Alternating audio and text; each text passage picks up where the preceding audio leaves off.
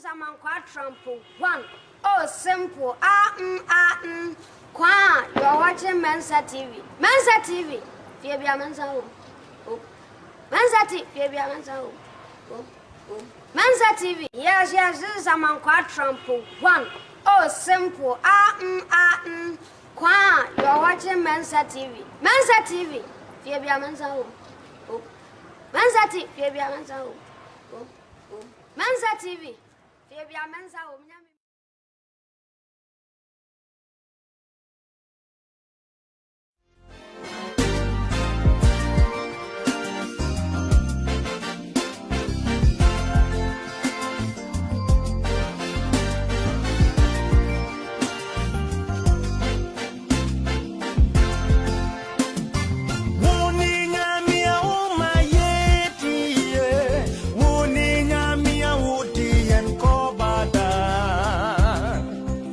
Dawasia and Sadao, Iwaya and Sadao,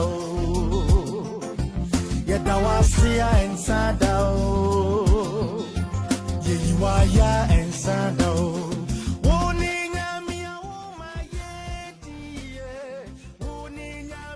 From the manufacturers, it came like this: a Toyota 4Runner. And this is it after the 21st September accident.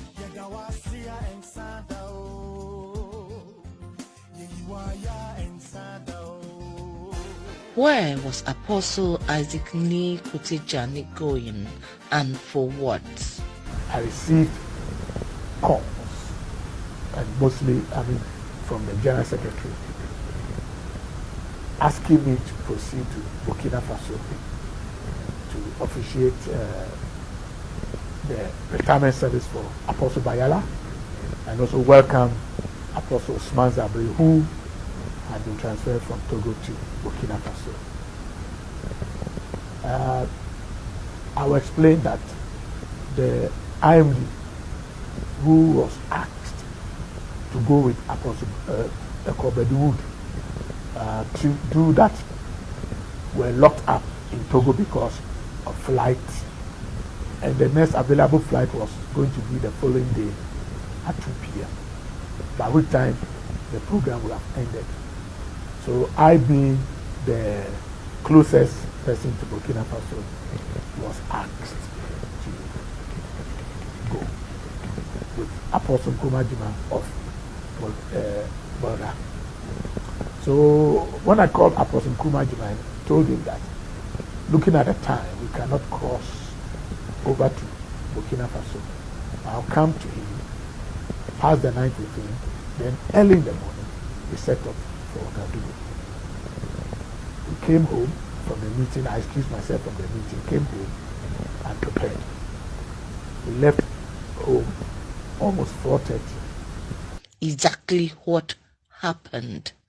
Let me say that when we left this house and headed towards this junction that is just here, I never saw the junction. I had fallen into a deep sleep. And I never woke up till I heard people shouting and talking around the vehicle. So, in fact, to me, we had arrived at Nasia, and those hawkers had come around the car and they were shouting their words. So I never bothered. I was just still enjoying my sleep. Then all of a sudden I heard, hey, hey, which car is on fire? So I just lifted myself. They realized that we were involved in an accident with a Sprinter bus. I never saw anything, and I even never heard the bang of the car. It was a head-on collision. In fact, the impact was so great that I'm even surprised that I never felt the impact. I never felt anything that they had been shot. I was still enjoying my sleep. Then came an unknown gentleman on the scene. So by the grace of God, there was this young man who came around the car, our car, and saw that I was lying at the back. So he started shouting, "Hey, Obi Wakaimu, there's somebody in this car." He tried to open the car, he couldn't. My driver had gone to make a call to my wife, to tell my wife that we had been involved in an accident. So when they started shouting, "Where is the driver to this Toyota? Toyota, he driver or him?" Then he came. And when he came, the phone was still on his ears. So I heard him say, "Mama." Then I said, "Hey, one our friend or no?" He said, "Mama." I said, "Ah." And then also friend Mama. Area DK area secretary, I don't know how friend Mama now. What can I say? So I tried to lift myself, and this left hand was wobbling. So he now came with that young guy who came there. They pulled me out of the car. I must say that I must go and look for that young guy at that village. I must go see the chief and ask them to look for him. If I don't see him, then I'll say God sent an angel to come and save me. How did he get to the hospital? That young guy that I talked about, after my driver came and they brought me out of the car, the young guy took me away from the scene, took me to about a 30-meter place, and then he asked me to sit down flat. I sat, then he stood behind me and asked me to relax on him. So I did that for some time, I don't know how many minutes. Then he looked around and saw that an urban bus had also come and they were picking the injured in the sprinter. So he said, boss, please, force, get up and let me put you into the oven. Then I'll take you to the hospital. So he held this hand that was wobbling and then guided me, said, go fast, or they will leave you. So he took me into the oven. We got to the front. There was a young man who was bleeding. Then he shouted on him, my friend, get down. Yours is not serious. My boss is more injured. Get down. Then he pushed me. He lifted me, tried. I was trying, and not knowing this left, the right hand, the right leg too was fractured. So I couldn't step on it very well. So the left leg, he lifted the left leg, put it in the oven, lifted the right, put it there, and then pushed me. Then he went through the driver's side, came and sat by me and said, lean on me. In fact, that guy is an angel of God. Lean on me. Relax. Boss, relax. So I just took it easy. And then he looked around and he saw that my driver was still at our car. He shouted on him, leave the car and come and let's go. You're also injured. Let's go to the hospital. So my driver came, sat at the back, and then we went to Wawale Hospital. But just because the driver had called my wife and had mentioned to her that we were involved in an accident, and I had shouted that she's not the right person for you to call, and he cut the phone. My wife did not get the message well, so she was also worried. But because I was going to Bolga, she called the Bolga area head, and then who also called the Walwale area head.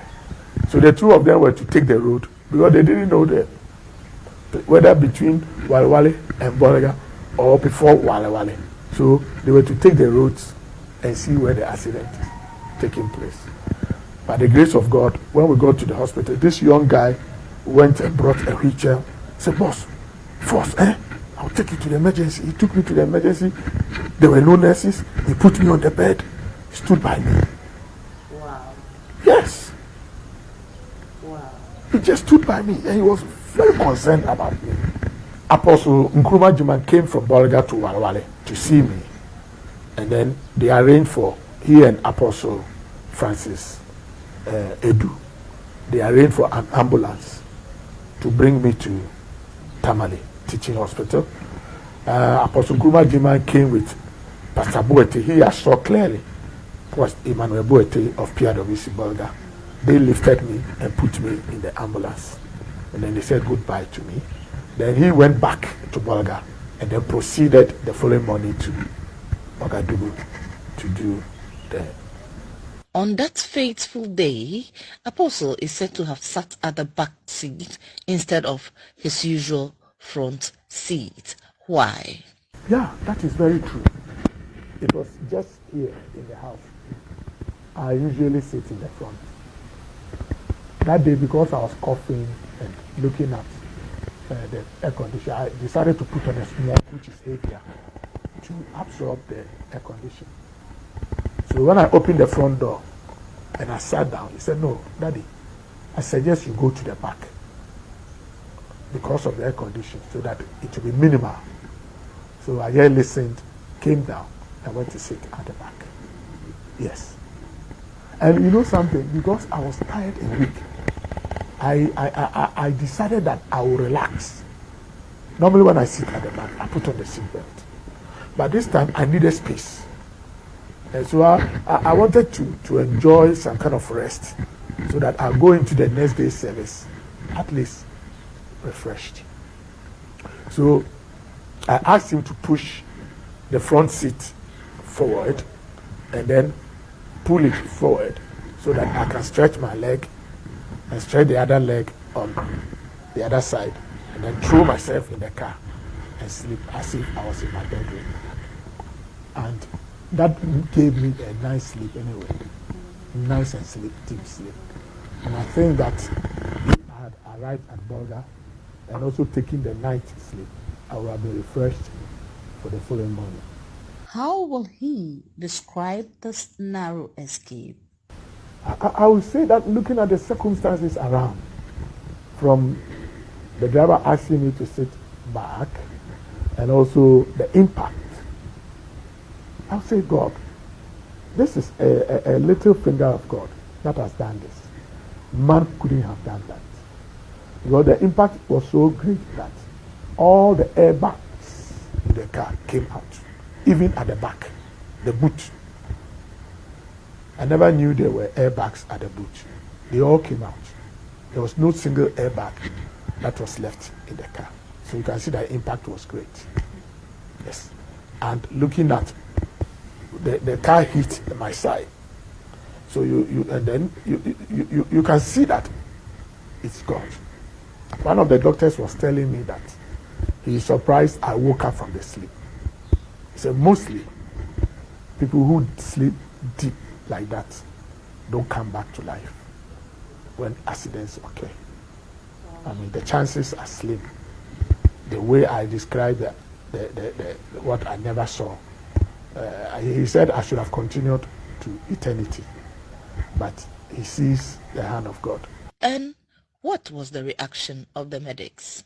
When they took me to theater and did the surgery, my left hand and then my right leg, they fixed metals in there to fix the bones. And I came back to the ICU. I was in the ICU for almost 2 weeks because of the intensity of pain and other things. The surgery was done on a Wednesday, and then Saturday morning, the nurses came to dress it. When they opened the wound, it was clean. Everything was intact. So the nurse who opened it started clapping her hands. This was the first place. She started clapping her hands. She said, "I've never seen a fresh wound so clean like this before."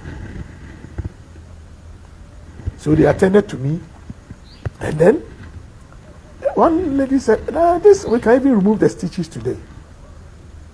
And then they opened this one, the leg too, and it was also clean. Everything, there was no sign of injury except the thin line that was there and the stitches. He said, "What?" So I was surprised. So I asked them to take my phone and take a snapshot of the wounds for me, so I'll see what they are actually describing. So I must say that God has shown himself faithful to me and the family and the church.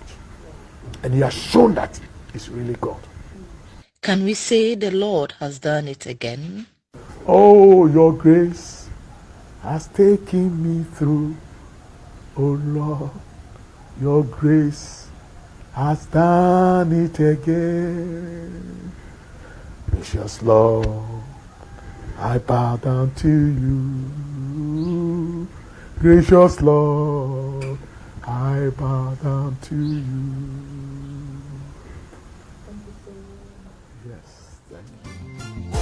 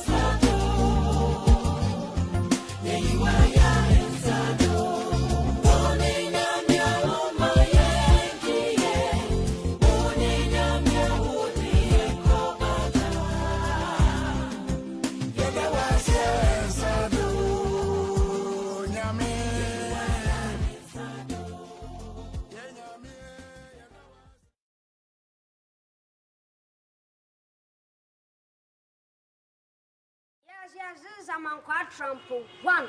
Oh, simple. Kwa, you are watching Mensah TV. Mensah TV. Fear be a Mensah. Oh. Mensah TV. Fear be a Mensah. Oh. Mensah TV.